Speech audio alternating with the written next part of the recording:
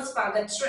અમદાવાદ મહાનગરપાલિકા દ્વારા આગામી જાન્યુઆરીમાં રાજ્ય મહાનગરપાલિકાઓના મેયર અને કમિશનરની ટીમો વચ્ચે ક્રિકેટ ટુર્નામેન્ટનું આયોજન કરવામાં આવ્યું, જેથી કોર્પોરેશન દ્વારા ₹75 લાખનો ખર્ચ કરવામાં આવશે। દરેક મહાનગરપાલિકામાંથી મેયર અને કમિશનરની ટીમના આવનાર સભ્યોને રહેવા, જમવા, ક્રિકેટને લગતી તમામ વ્યવસ્થા કરવા પાછળ તંત્ર ખર્ચ કરશે।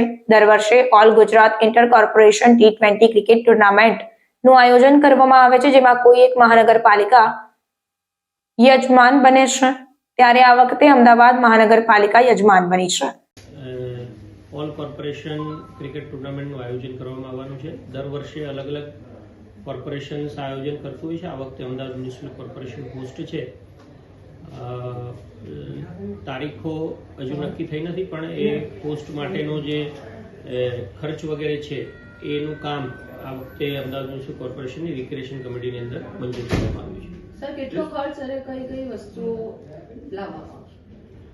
અંદાજિત 75 લાખનો ખર્ચ આમાં થશે, અને જેમાં આપણે જે કોઈ પણ 8 કોર્પોરેશનના પદાધિકારીઓ, મેયર 11, કમિશનર 11 આવતી હોય છે, એને રહેવાની, જમવાની, આ સિવાય જે મેદાન ઉપર ક્રિકેટ રમવાનું છે એ, અને એમને જે ઇનામ આપવાની છે, આ બધી એ સંબંધિત જે ખર્ચ છે એ ખર્ચ આની અંદર થતો હોય છે। સરદાર પટેલ સ્ટેડિયમ જેને આયોજન કર્યું, અમદાવાદ મ્યુનિસિપલ કોર્પોરેશન સંચાલિત સરદાર પટેલ સ્ટેડિયમ ની અંદર તૈયારીઓ ચાલી રહી છે, અને વિભાગના ને જાણ કરતા 15 થી 20મી જાન્યુઆરી સુધીમાં આ ગાર્ડન ક્રિકેટ રમવા માટે તૈયાર થઈ જશે એવું જણાવેલ છે। અમદાવાદ મહાનગરપાલિકાની રિક્રિએશન બેઠકમાં શહેરમાં લગાવવામાં આવેલા વૃક્ષો અંગે ચર્ચા કરવામાં આવી।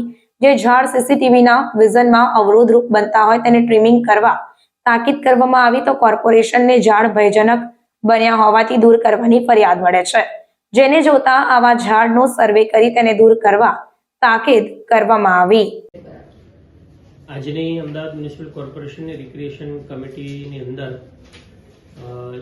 જેટલા પણ વૃક્ષો અમદાવાદમાં છે એમાં મુખ્ય રસ્તાઓ ઉપર જે ભયજનક પ્રકારના વૃક્ષો હશે એને સક્ષમ સત્તાની મંજૂરી લઈ અને દૂર કરવા માટે પ્રોએક્ટિવલી કામ કરવાની સૂચના આપવામાં આવી છે।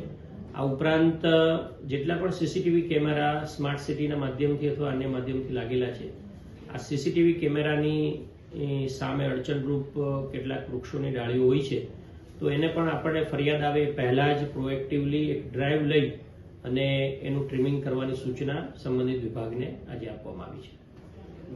अन्य खबरों के लिए चैनल को सब्सक्राइब कीजिए। खबरों का नोटिफिकेशन पाने के लिए बेल आइकॉन को जरूर दबाएं।